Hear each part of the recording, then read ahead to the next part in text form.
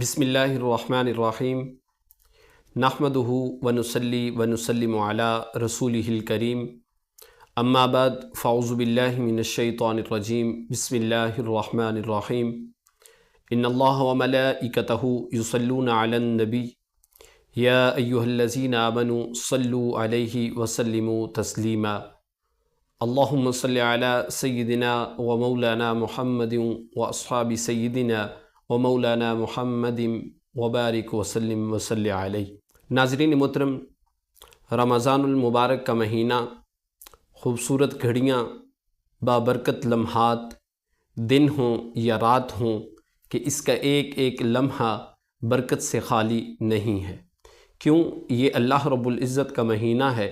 مالک کائنات اس ماہ مبارک میں، اس ماہ مقدس میں جنت کے دروازوں کو کھول دیتا ہے، آسمان کے دروازوں کو کھول دیتا ہے، اور کوئی لمحہ ایسا نہیں ہوتا کہ جب اللہ رب العزت کی رحمت، رب کائنات کی برکتیں اس ماہ مبارک کی کسی ایک گھڑی میں بھی نازل نہ ہوں۔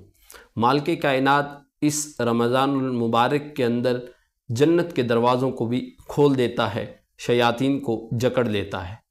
اور ہمارے لیے کیا حکم ہے، ہم نے اس ماہ مبارک کو کس انداز کے ساتھ گزارنا ہے؟ نبی رحمت صلی اللہ علیہ وآلہ وسلم نے ماہ شعبان المبارک کا آخری دن تھا، اور رمضان المبارک کی آمد کی خوشی کے اندر، رمضان المبارک کے استقبال کے اندر حضور اکرم صلی اللہ علیہ وآلہ وسلم نے ایک خطبہ ارشاد فرمایا۔ میں آپ کے سامنے اس گفتگو کے اندر اسی خطبے کو پیش کرنے کی کوشش کروں گا۔ اللہ رب العزت سے دعا ہے مالک کائنات مجھے حق سچ بیان کرنے کی توفیق عطا فرمائے۔ ناظرین محترم، وہ خطبہ ایسا ہے کہ اس خطبے کو اگر دیکھا جائے، سنا جائے، پرکھا جائے، اس پہ عمل کیا جائے، تو رمضان المبارک کا جو مہینہ ہے اس کے اندر جتنے بھی مقدس لمحات ہیں، اس کے اندر جتنی بھی گھڑیاں ہیں، جتنے بھی واقعات ہیں، اور جو امپورٹنس ہے اس ماہ مبارک کی، نبی رحمت صلی اللہ علیہ وآلہ وسلم نے اپنے اس خطبہ کے اندر ارشاد فرما دی۔ یہ خطبہ ایسا جامع اور مدلل خطبہ تھا کہ حضور اکرم صلی اللہ علیہ وآلہ وسلم نے اپنے صحابہ کو رمضان المبارک سے ایک دن پہلے اس خطبے کو ارشاد فرمایا۔ اب وہ گفتگو کیا تھی، میں وہی گفتگو آپ کے سامنے رکھنا چاہتا ہوں۔ نبی رحمت صلی اللہ علیہ وآلہ وسلم کے اس فرمان کو حضرت سلمان فارسی رضی اللہ تعالی عنہ روایت کرتے ہیں کہ فرمایا، حضور نبی رحمت صلی اللہ علیہ وآلہ وسلم نے قال خطبنا رسول اللہ صلی اللہ علیہ وسلم فی آخر یوم من شعبان۔ حضرت سلمان فارسی رضی اللہ تعالی عنہ روایت کرتے ہیں کہ آقا علیہ الصلوۃ والسلام نے شعبان المبارک کا آخری جو دن تھا، اس دن ایک خطبہ ارشاد فرمایا۔ اب وہ خطبہ کیا تھا؟ آقا علیہ الصلوۃ والسلام نے ارشاد فرمایا، یا ایھا الناس، اے لوگو، قد اظلکم شہر عظیم مبارک، اے لوگو، تم پر ایک ایسا مہینہ سایہ فگن ہونا چاہتا ہے کہ وہ مہینہ ایسا ہے کہ عظیم مبارک، کہ اس کی کوئی گھڑی ایسی نہیں ہے کہ جو برکت والی نہ ہو، کہ اس کا دن ہو برکت، اس کا رات ہو تب بھی برکت، اس کا سحری کا وقت ہو تب بھی برکت، افطار کا وقت ہو تب بھی برکت، یعنی ہر ایک لمحہ عظیم مبارک، کہ اس کا ایک ایک لمحہ جو ہے وہ برکت والا ہے، مبارک ہے۔ یعنی اس مہینے کی آمد ہے، اور اس مہینے کا استقبال کے اندر آقا علیہ الصلوۃ والسلام نے خطبہ ارشاد فرمایا، شہر فیہ لیلۃ خیر من الف شہر۔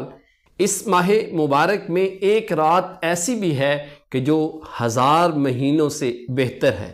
یعنی آقا علیہ الصلوۃ والسلام نے لیلۃ القدر کی طرف اشارہ کیا، کہ جس کا قرآن کے اندر ذکر ہے کہ انا انزلناہ فی لیلۃ القدر وما ادراک ما لیلۃ القدر۔ فرمایا کہ تم کیا جانو کہ لیلۃ القدر کیا ہے، اور آگے ارشاد فرمایا لیلۃ القدر خیر من الف شہر۔ یہ لیلۃ القدر کی رات ایسی رات ہے کہ جو 1000 مہینوں سے بہتر رات ہے۔ تو لوگوں کو آقا علیہ الصلوۃ والسلام کی امت کو رمضان المبارک کے آخری عشرے کے اندر اس رات کو تلاش کرنا چاہیے۔ وہ 21 کی رات ہو، 23 کی رات ہو، 25 کی رات ہو، 27 کی رات ہو، 29 کی رات ہو، اللہ رب العزت کی عبادت کر کے اس رات کو تلاش کیا جائے اور اس لیلۃ القدر کی وہ رات جو 1000 مہینوں سے بہتر ہے اس کو پایا جا سکے۔ پھر آقا علیہ الصلوۃ والسلام کے اگلے جملے جو تھے وہ ذرا سماعت کیجئے۔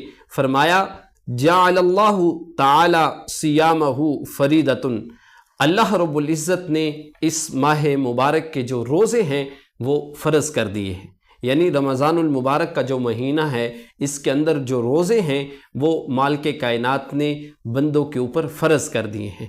اب جو بھی کوئی بالغ شخص ہوگا اس کے اوپر روزے جو ہیں وہ فرض ہیں۔ اگر کوئی جان بوجھ کر روزہ چھوڑ دیتا ہے پھر وہ سارا سال بھی روزے رکھتا رہے لیکن اس ایک فرض روزے کے برابر اس کے وہ روزے نہیں ہو سکتے۔ تو اس لیے اگر کوئی مسافر نہ ہو اور بیمار نہ ہو، اس کا کوئی شرعی عذر نہ ہو، تو کبھی بھی اسے رمضان کا جو روزہ ہے اسے نہیں چھوڑنا چاہیے۔ اور پھر آگے ارشاد فرمایا وَقِيَامَ لَيْلَةِ تَطَوُّعًا، اور اس کی راتوں کے اندر قیام کرنا، یعنی نماز تراویح کو ادا کرنا نفل قرار دیا گیا ہے۔ اب نفل کا اطلاق جو ہے یہ سنت پر بھی ہوتا ہے اور نماز تراویح جو ہے یہ سنت مؤکدہ ہے۔ اب اگر کوئی ایک بار سنت مؤکدہ کو چھوڑتا ہے تو اس نے برا عمل کیا، لیکن اگر اس سنت مؤکدہ کو بار بار چھوڑ دیتا ہے تو پھر وہی شخص گناہ کا مستحق ہو جاتا ہے۔ ہمارے لوگوں کا المیہ کیا ہے؟ نکاح جیسی سنت پر تو عمل کر دیتے ہیں کہ یہ سنت ہے، لیکن فرض نماز کے ساتھ جو سنت مؤکدہ ہوتی ہیں ان کو چھوڑ دیتے ہیں۔ پوچھا جائے کہ اس سنت کو کیوں چھوڑا تو کہتے ہیں کہ سنت ہی تو ہے۔ نماز والی سنت کو چھوڑ دیتے ہیں لیکن جو نکاح والی سنت ہے اس کو اپنا لیتے ہیں۔ کیوں؟ اس کے اندر اپنا فائدہ ہے، اور اس کے اندر کیا نقصان ہے؟ اس کے اندر بھی تو فائدہ ہے۔ اب دیکھیے کہ نماز جمعہ ادا کرنے کے بعد لوگ صرف 2 رکعت فرض ادا کرتے ہیں، دعا مانگتے ہیں، پھر مساجد سے نکل جاتے ہیں۔ اور جتنی بھی مساجد ہیں آپ خود جا کر اندازہ لگائیے کہ فرض نماز کے بعد سلام پھیرنے کے بعد دعا مانگنے کے بعد مساجد سے لوگ کس طرح نکلتے ہیں، جیسے بڑا ہی کوئی ضروری کام تھا جو رکا ہوا تھا اور سلام پھیرنے کے بعد ہم نے فوراً وہی جا کر کرنا ہے۔ حسن ظن تو ہونا چاہیے انسان کے بارے میں، ہو سکتا ہے وہ گھر جا کے بقیہ سنتیں، بقیہ نماز جو ہے وہ پڑھتا ہو۔ اگر ہم اپنے معاشرے پر نظر ڈالیں تو کتنے ہی ایسے لوگ ہوں گے جو گھروں میں جا کر اپنی بقیہ نماز جو ہے اس کو ادا کرتے ہوں گے۔ تو لہٰذا اگر جان بوجھ کر کوئی سنت مؤکدہ کو چھوڑتا ہے تو وہ گناہ کا مستحق ٹھہرتا ہے۔ تو سنت مؤکدہ کو ادا کرنا چاہیے، سنت مؤکدہ کی پابندی کرنی چاہیے۔ جان بوجھ کر آپ اس کو چھوڑیں گے تو گناہ کے مستحق ٹھہریں گے۔ تو لہٰذا نماز جمعہ ادا کرنے کے بعد جو سنتیں ہوتی ہیں وہ سنت مؤکدہ ہیں، آپ ان سنت کو چھوڑا نہ کریں بلکہ ان سنتوں کو ادا کریں۔ فرائض کی تو اپنی اہمیت ہے ہی ہے، لیکن سنت اور نوافل کی اپنی ایک اہمیت۔ کل جب قیامت کا دن ہوگا تو جو کمی رہ جائے گی اللہ رب العزت ان نوافل کے ذریعے اس کمی کو پورا کر دے گا۔ اور دیکھیے سنت کے متعلق نبی رحمت صلی اللہ علیہ وآلہ وسلم نے ارشاد فرمایا کہ جو شخص ظہر سے پہلے کی جو 4 سنتیں ہیں وہ ادا نہیں کرتا، فرمایا اسے میری شفاعت نصیب نہیں ہوگی۔ اور جامع الصغیر کی روایت کہ نبی رحمت صلی اللہ علیہ وآلہ وسلم نے ارشاد فرمایا، یعنی فجر کی سنتوں کے بارے میں ارشاد فرمایا، فجر کی سنتوں کو نہ چھوڑو اگرچہ تمہیں گھوڑے بھی روند دیں، یعنی گھوڑے بھی تمہیں اگر روند دیتے ہیں تو رونتے چلے جائیں، لیکن تم فجر کی سنتوں کو کبھی بھی نہ چھوڑو۔ تو پتہ چلتا ہے کس قدر اس سنت مؤکدہ کی اہمیت ہے۔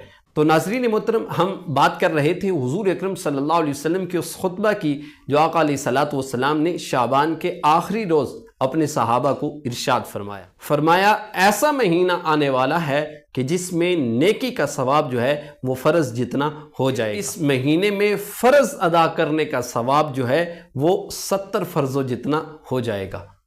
یعنی آقا علیہ الصلوۃ والسلام نے اس مہینے کی امپورٹنس، اہمیت جو تھی اس کو واضح کرتے ہوئے ارشاد فرمایا کہ اگر تم ایک نیکی کرو گے تو اللہ اس کا ثواب تمہیں فرضوں کے برابر دے گا، اگر تم ایک فرض ادا کرو گے تو پھر اس فرض کا ثواب تمہیں 70 فرضوں کے برابر عطا کیا جائے گا۔ ناظرین محترم، جہاں باقی ہم رمضان المبارک کے اندر اعمال کرتے ہیں، وہاں ہمیں ذرا اپنی زندگی کے اوپر بھی نظر ڈالنی چاہیے کہ زندگی کے اندر اگر ہم سے نمازیں قضا ہو گئی، نمازیں چھوٹ گئی، نمازیں رہ گئی، تو رمضان کے اس ماہ مقدس میں وقت نکالیے، اپنی ان نمازوں کا حساب لگائیے، اور جو نمازیں قضا ہو گئی، جو نمازیں رہ گئی، ان نمازوں کو قضا کیجیے، تاکہ اللہ رب العزت ہمیں پکا نمازی بنائے، اور ہماری جو گزشتہ نمازیں جو ہم نے ضائع کر دی ان کو قضا کر کے اللہ رب العزت سے معافی مانگی جائے۔ پھر اس مہینے کے بارے میں ارشاد فرمایا وَهُوَ شَهْرُ الصَّبْرِ وَالصَّبْرِ ثَوَابُهُ الْجَنَّةُ، ماہ مبارک صبر کا مہینہ ہے، اور صبر ایسا عمل ہے کہ جس کی جزا جنت ہے، کہ اللہ رب العزت جو شخص صبر کرتا ہے، مالک کائنات اس صبر کے صدقے اسے جنت عطا فرماتا ہے۔ اب ایک انسان رمضان کے مہینے میں صبر کیسے کرتا ہے؟ روزہ رکھتا ہے، بھوک برداشت کرتا ہے، پیاس کی شدت کو برداشت کرتا ہے، حلال رشتہ بیوی کی صورت میں جو موجود ہوتا ہے اس سے صبر کرتا ہے، رک جاتا ہے۔ اللہ رب العزت جب وہ یہ صبر کرتا ہے، گناہوں سے بچتا ہے، مالک کائنات اس صبر کے بدلے اس کو جنت عطا فرماتا ہے۔ اور پھر آگے ارشاد فرمایا کہ یہ مہینہ ایسا مہینہ ہے کہ جو دوسروں کے ساتھ، لوگوں کے ساتھ ہمدردی کا مہینہ ہے۔ تو آپس میں پیار اخلاق کے ساتھ، ہمدردی کے ساتھ، اگر کسی کا کچھ نقصان بھی ہو جاتا ہے تو اگلے بندے کو معاف کر دو۔ اگر آپ کو کوئی نقصان پہنچاتا ہے، گالم گلوچ کرتا ہے، تو آپ اسے کہیں کہ میں روزے سے ہوں۔ اگر کوئی دوسرا کوئی نقصان کر دیتا ہے تو آپ اس کو معاف کر دیں۔ اگر کوئی آپ کے پاس کام کرتا ہے، محنت کرتا ہے، مزدوری کرتا ہے، اس کے کام کے اندر تخفیف کر دیں، لیکن اس کو جو پیسہ، جو مال دیتے ہیں اس کے اندر تخفیف نہ کرے، بلکہ اس کے اندر بڑھوتری جو ہے وہ کر دیں، اضافہ کر دیں، تاکہ وہ خوش بھی ہو جائے گا، اور رمضان المبارک کے اس مقدس لمحات کے اندر اس کا اللہ اجر بھی آپ کو بہتر عطا فرمائے گا۔ اور آگے پھر آقا علیہ الصلوۃ والسلام نے ارشاد فرمایا وَشَهْرٌ يَزْدَادُ فِيهِ رِزْقُ الْمُؤْمِنِ، کہ اللہ رب العزت اس ماہ مقدس کے اندر بندے کے رزق کے اندر اضافہ کر دیتا ہے، اس کا رزق جو ہے وہ کشادہ ہو جاتا ہے۔ اور پھر اسی خطبے میں آقا علیہ الصلوۃ والسلام نے روزہ افطار کروانے کا جو اجر عطا فرمایا، کمال کی گفتگو کی، ذرا اس گفتگو کو آپ سماعت کیجیے۔ نبی رحمت صلی اللہ علیہ وآلہ وسلم نے ارشاد فرمایا من فطر فیہ صائما کان لہ مغفرۃ لذنوبہ وعتق رقبتہ من النار، جو اس ماہ مقدس کے اندر، اس رمضان المبارک کے مہینے میں کسی کا روزہ افطار کرواتا ہے، اللہ رب العزت اس شخص کی مغفرت فرما دیتا ہے اور اسے جہنم سے آزادی کا پروانہ دے دیا جاتا ہے۔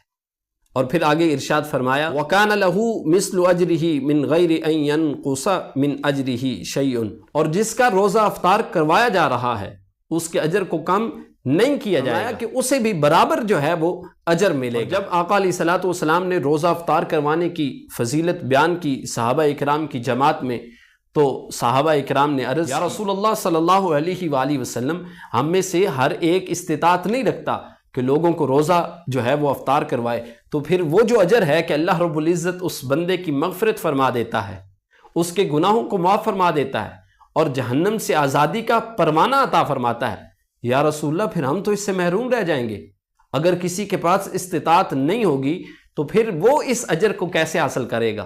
آقا علیہ الصلوۃ والسلام نے بڑی خوبصورت بات کہی یعطی اللہ ھذا الثواب من فطر صائما علی مزقۃ لبن او تمرۃ او شربۃ من ماء۔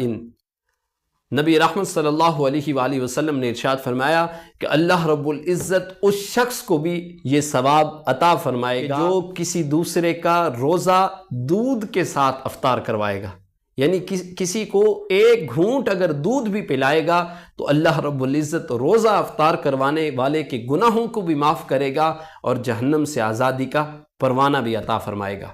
پھر صرف اتنی بات نہیں کہی، فرمایا اگر کسی کے پاس دودھ نہیں ہے تو ایک کھجور وہ کسی کو کھلا دے اور روزہ افطار کروا دے، تو فرمایا اس کو بھی وہی اجر ملے گا کہ اللہ رب العزت اس کی بھی بخشش فرما دے گا۔ اور اگر کسی کے پاس دودھ بھی نہیں اور پھر کھجور بھی نہیں، اگر وہ پانی کا ایک گھونٹ ہی کسی کو پلا دیتا ہے اور اس گھونٹ سے اس کا روزہ افطار کروا دیتا ہے تو اللہ رب العزت اس شخص کی بھی بخشش فرما دے گا اور جہنم سے آزادی کا پروانہ اسے بھی عطا فرما دے گا۔ اب یہاں پر بات ختم نہیں کی، بلکہ اس بات کو تھوڑا سا اور آگے لے کے چلے۔ نبی رحمت صلی اللہ علیہ وآلہ وسلم نے ارشاد فرمایا، اور پھر اس کے برعکس اگر کسی نے کسی روزہ دار کو پیٹ بھر کے کھانا کھلایا، یعنی اس کو افطار کروایا، روزہ افطار کروایا، تو اللہ رب العزت اسے میرے حوض کوثر سے جام پلائے گا۔ اور پھر فرمایا کہ جو حوض کوثر سے جام پی لے گا، فرمایا وہ جنت میں تو چلا جائے گا لیکن پھر اس کے بعد اس کو کبھی بھی پیاس نہیں لگے گی۔ آقا علیہ الصلوۃ والسلام نے اپنے خطبہ کے اندر اپنی بات کو تھوڑا اور آگے بڑھایا اور پھر رمضان کے ان عشروں کے بارے میں ذکر کیا کہ پہلا عشرہ جو ہے وہ رحمت کا عشرہ ہے، پھر فرمایا کہ جو دوسرا عشرہ ہے وہ مغفرت کا عشرہ ہے، تیسرا عشرہ جو ہے وہ جہنم سے آزادی کا عشرہ ہے۔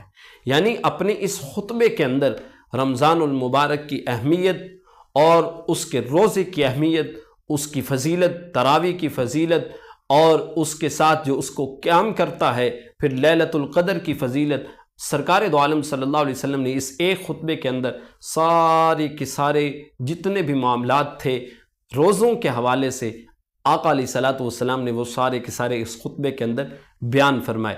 اور یہ خطبہ رمضان سے ایک دن پہلے ارشاد فرمایا تاکہ لوگوں کو ترغیب ہو، لوگ رمضان کی طرف راغب ہوں، نمازیں پڑھیں، روزے رکھیں، قیام اللیل کریں، صدقہ و خیرات کریں، دوسروں کا بھی بھلا سوچیں، دوسروں کا بھی فائدہ سوچیں، اور اپنی آخرت کو بھی سنواریں اور اپنی دنیا کو بھی سنوار سکیں۔ ومن خفف عن مہلوکہ فیہ، جو شخص اس مہینے میں اپنے ملازمین، اپنے کام کاج کرنے والے جو نوکر ہوتے ہیں، جو بھی اس کے متحد کام کرتے ہیں، تخفیف کرتا ہے، تو سرکار دو عالم صلی اللہ علیہ وسلم نے فرمایا غفر اللہ، اللہ رب العزت اس شخص کو کیا کرتا ہے؟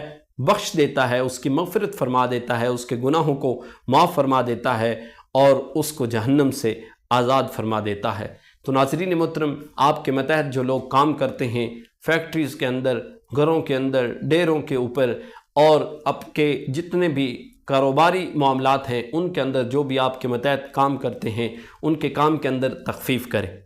آپ تخفیف کریں گے، ساتھ ان کا جو معاوضہ ہے اس کو تھوڑا سا بڑھا دیں، اللہ رب العزت آپ کے اس عمل کی صدقے آپ کے رزق کے اندر برکتیں عطا فرمائے گا اور اس رزق کے اندر کشادگی عطا فرمائے گا۔